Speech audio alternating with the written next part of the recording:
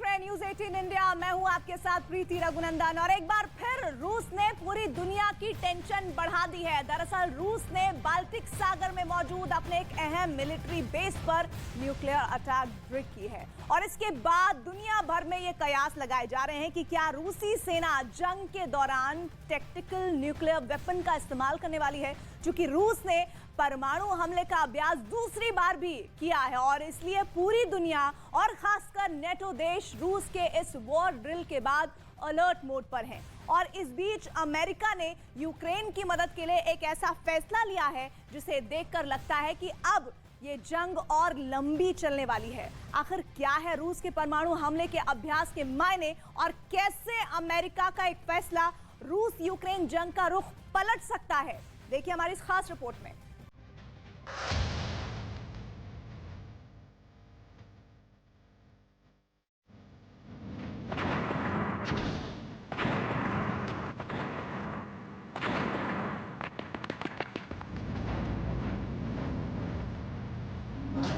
जंग के बीच रूस की न्यूक्लियर वॉर ड्रिल।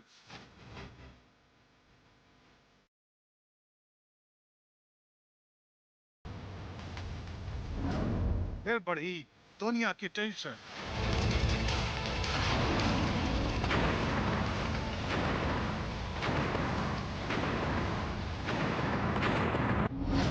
कलिनिनग्राड में किया परमाणु हमले का अभ्यास।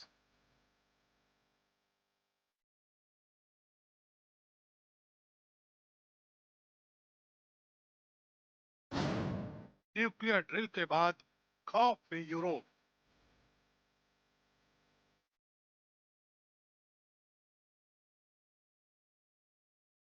कलिनिनग्राड वो एक नाम जिससे नेटो यानी नॉर्थ अटलांटिक ट्रीटी ऑर्गेनाइजेशन के तमाम देश भी खौफ खाते हैं। कलिनिनग्राड बाल्टिक सागर के 223 किलोमीटर में फैला वो महत्वपूर्ण सैन्य अड्डा है जिसकी मौजूदगी से दुनिया का हर देश डरता है। कलिनिनग्राड यानी रूस का वो अहम मिलिट्री बेस जिसकी बदौलत रूस बाल्टिक सागर में हावी रहता है। कलिनिनग्राड यानी रूस का वो इलाका जहां इस वक्त हजारों की तादाद में उसकी सेना तैनात है। अब एक बार फिर रूस का सैन्य ठिकाना दुनिया की सुर्खी बना हुआ है और वजह है यूक्रेन रूस के बीच जारी जंग के दौरान कलिनिनग्राड में रूस का परमाणु युद्ध अभ्यास।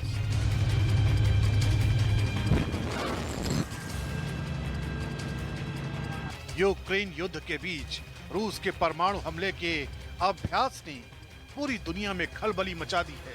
रूस के रक्षा मंत्रालय के मुताबिक रूसी नौसेना के बाल्टिक सागर बेड़े ने कलिनिनग्राड में परमाणु हमले का अभ्यास किया था।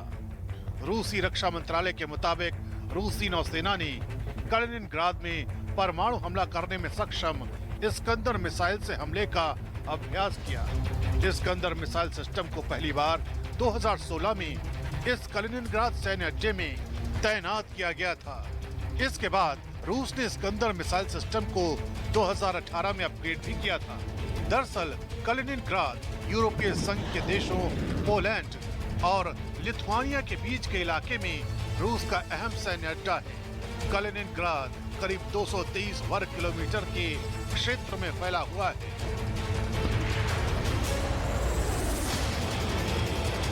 कलिनिनग्राड में रूसी नौसेना के बाल्टिक सागर बेड़े का मुख्यालय है, जहां पर नौसेना आए दिन युद्धाभ्यास करती रहती है। पिछले साल यानी 2021 में जापत 21 के नाम से यहाँ बड़ा सैन्य अभ्यास किया गया था। कलिनिनग्राड वर्तमान में रूस के 46 प्रशासनिक क्षेत्रों में से एक है। ये लौता ऐसा इलाका है जो रूस के साथ जमीन या सीमा से जुड़ा हुआ नहीं है। दूसरे विश्व युद्ध के बाद नाजी सैन्य की हार के बाद रूस ने इस इलाके पर कब्जा कर लिया था, जहां पर आज भी वो काबिज है। रूस के लिए कलिनिनग्राड की अहमियत ऐसे भी समझी जा सकती है कि कलिनिनग्राड बाल्टिक सागर में नेटो के खिलाफ रूस का महत्वपूर्ण सैन्य अड्डा है। रूस के लिए कलिनिनग्राड एक ऐसा सैन्य अड्डा है जो पूरे यूरोप पर भारी पड़ सकता है। रूस कलिनिनग्राड में मौजूद अपने मिलिट्री बेस की बदौलत बाल्टिक सागर में यूरोपीय और नेटो देशों के जहाजों की आवाजाही को पूरी तरह रोक सकता है। अगर भविष्य में नेटो और रूस में जंग होती है तो कलिनिनग्राद सैन्य ठिकाना रूसी अभियानों के लिए एक महत्वपूर्ण लॉन्च पैड होगा। लिहाजा रूसी सेना कलिनिनग्राद में अपनी सैन्य शक्ति को काफी तेजी से बढ़ा रही है। यूक्रेन में जारी स्पेशल मिलिट्री ऑपरेशन के दौरान इस सैन्य अड्डे से परमाणु मिसाइल हमले का अभ्यास भी सीधे तौर पर नेटो को चुनौती के तौर पर देखा जा रहा है।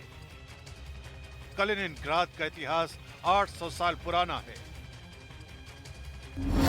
कोइनिक्सबर्ग को 1255 में ट्यूटनिक नाइट्स ने स्थापित किया था। बाद में कोइनिक्सबर्ग पर जर्मनी ने अधिकार जमा लिया। दूसरे विश्व युद्ध के अंत तक कोइनिक्सबर्ग जर्मनी का हिस्सा था। 1945 में सोवियत रेड आर्मी ने जर्मनी को हराकर इस हिस्से पर कब्जा कर लिया था। बाद में स्टालिन ने सोवियत यूनियन के हेड मिखाइल कालिनिन के सम्मान में इसका नाम बदलकर कलिनिनग्राद रख दिया था। रूस ने कलिनिनग्राद पर हमला किया था। उस दौर में यहाँ पर जर्मन, पोलिश और यहूदियों की आबादी ज्यादा थी, जिसे खदेड़ने के लिए स्टालिन ने एक विशेष अभियान चलाया। इस दौरान कलिनिनग्राद से जर्मन विरासत के सारे निशान मिटा दिए गए। बाद में बाल्टिक सागर में कलिनिनग्राद के सामरिक और रणनीतिक महत्व को देखते हुए रूस ने इसे अपना सैन्य ठिकाना बना लिया था। वैसे रूस के राष्ट्रपति व्लादिमीर पुतिन ने जंग के तीसरे ही दिन यानी 27 फरवरी 2022 को रूस की न्यूक्लियर डिटेरेंस फोर्स को अलर्ट पर रहने का फरमान सुना दिया था। न्यूक्लियर डिटेरेंस फोर्स वो होती है जो परमाणु हमले के दौरान सक्रिय रहती है। राष्ट्रपति पुतिन के आदेश का सीधा सा मतलब निकलता है कि रूस यूक्रेन में जारी अपने सैन्य ऑपरेशन में परमाणु हथियारों का इस्तेमाल भी कर सकता है। Высшие должностные лица ведущих стран НАТО допускают и агрессивные высказывания в адрес нашей страны. Поэтому приказываю министру обороны и начальнику генерального штаба перевести силы сдерживания российской армии. इसके अलावा 9 मई को रूसी स्पेस एजेंसी के चीफ दिमित्री रोगोजिन भी नेटो देशों को धमकी दे चुके हैं। रूस की विक्ट्री डे परेड से ठीक चंद घंटे पहले उन्होंने नेटो को परमाणु युद्ध की चेतावनी दी थी। उनके बयान के मुताबिक रूस अपने दुश्मन देश यूक्रेन को यूरोप के नक्शे से ही मिटा देगा।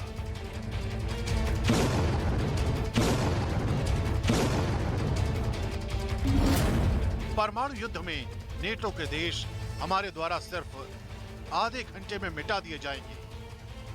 हमारे मजबूत नेतृत्व का लक्ष्य पश्चिम के दुश्मनों को हराना और यूक्रेन को नक्शे से मिटाना है।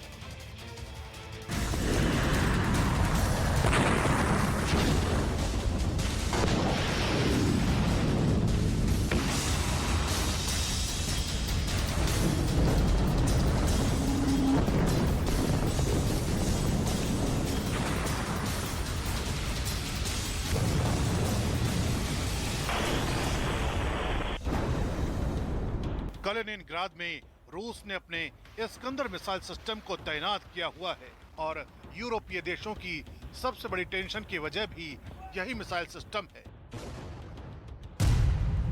दरअसल रूस के इस्कंदर मिसाइल सिस्टम में शॉर्ट रेंज की बैलिस्टिक मिसाइलें शामिल हैं। ये मिसाइलें 480 से 700 किलोग्राम तक परमाणु और गैर परमाणु वॉरहेड को ले जा सकती हैं। इस्कंदर मिसाइल मैक 5.9 की स्पीड से उड़ान भर सकती है। इस्कंदर मिसाइल सिस्टम में cluster ammunition warhead, bunker busting, earth penetrator और इलेक्ट्रोमैग्नेटिक पल्स डिवाइस को शामिल किया जा सकता है।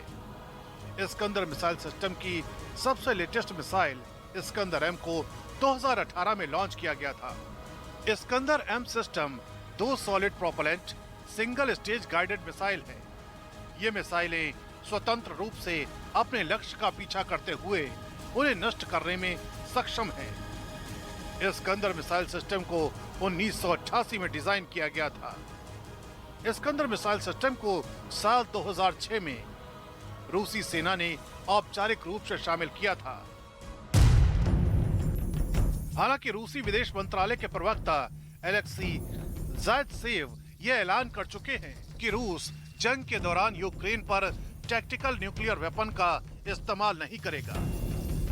Нам приходится быть готовым к любому развитию событий в медиаполе и непосредственно на земле. Нам неоднократно приходилось, как я уже сказал, опровергать инсинуации о возможном применении со стороны России в ходе специальной военной операции на Украине ядерного оружия. Это намеренная ложь. Россия твердо придерживается принципа, в соответствии с которым в ядерной войне не может быть победителей, и она не должна быть развязана. फिलहाल यूक्रेन और रूस के बीच जारी जंग में रूस के तीखे तेवरों को देखते हुए अमेरिका ने भी एक अहम कदम उठाया है। अमेरिकी संसद और राष्ट्रपति ने यूक्रेन की मदद करने के लिए एक महत्वपूर्ण बिल को पास कर दिया है। राष्ट्रपति जो बाइडेन ने लैंड लीज एक्ट पर हस्ताक्षर कर दिए हैं। दरअसल दूसरे विश्व युद्ध के दौरान अमेरिका ने ब्रिटेन और दूसरे सहयोगी देशों की मदद करने के लिए लैंड लीज लेजिस्लेशन बनाया था। लैंड लीज लेजिस्लेशन के तहत जर्मनी के खिलाफ लड़ने वाले देश अमेरिकी हथियारों को किराया लीज पर ले सकते थे। अब अमेरिका ने फिर से यही काम किया है। उसने Ukraine democracy defence land lease act 2022 को पास कर दिया है। इसका सीधा सा मतलब ये निकलता है कि अब यूक्रेन रूस के खिलाफ जंग लड़ने के लिए अमेरिकी हथियारों का इस्तेमाल कर सकेगा। यूक्रेन के राष्ट्रपति व्लादिमीर ज़ेलेंस्की ने अमेरिका के इस कदम को ऐतिहासिक करार दिया है। I'm signing a bill that provides another important tool in our efforts to support the government of Ukraine and the Ukrainian people in their fight to defend their country and their democracy against Putin's brutal war. And it is brutal. I want to thank members of Congress here for getting this passed and everyone who supported the bill. And the bill demonstrates the support for Ukraine is pivotal at this moment.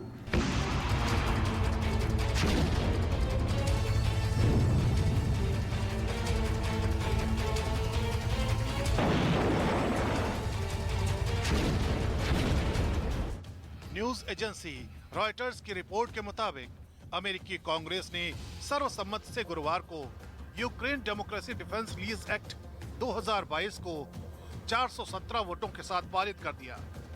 इस act के विरोध में सिर्फ 10 vote ही पड़े। Ukraine की मदद के लिए लैंड लीज एक्ट अमेरिकी राष्ट्रपति जो बाइडेन का वो मास्टर स्ट्रोक है जो रूस के राष्ट्रपति व्लादिमीर पुतिन को सोचने पर मजबूर कर सकता है। लेकिन इसका एक मतलब ये भी निकलता है कि यूक्रेन और रूस के बीच जारी जंग अभी थमने नहीं वाली है, यानी ये जंग अब सालों तक जारी रह सकती है।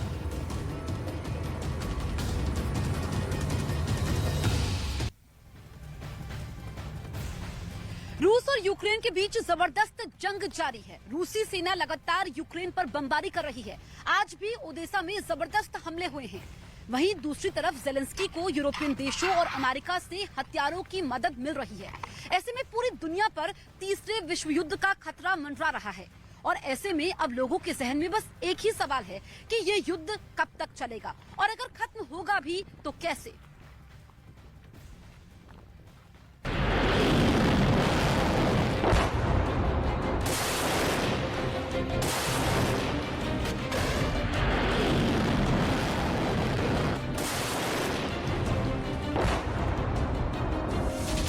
रूस और यूक्रेन की जंग कब खत्म होगी?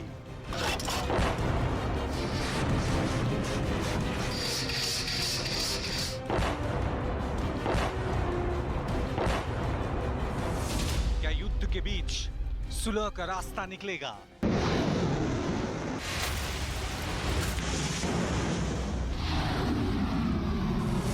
अगर ये जंग नहीं रुकी तो क्या होगा?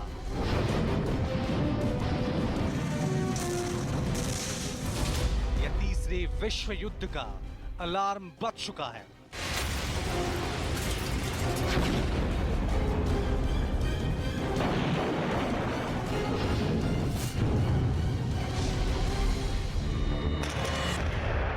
रूस ने जब यूक्रेन पर हमला किया था तो उसे लगा था कि वो जल्द ही राजधानी की पर कब्जा जमा लेंगे और वहां रूस का प्रशासनिक शासन हो जाएगा। लेकिन अमेरिका समेत नाटो देशों से मिल रही सैन्य मदद ने यूक्रेन को रूस से टक्कर लेने में मदद की और नतीजन रूसी सेना को कई जगह मुंह की खानी पड़ी।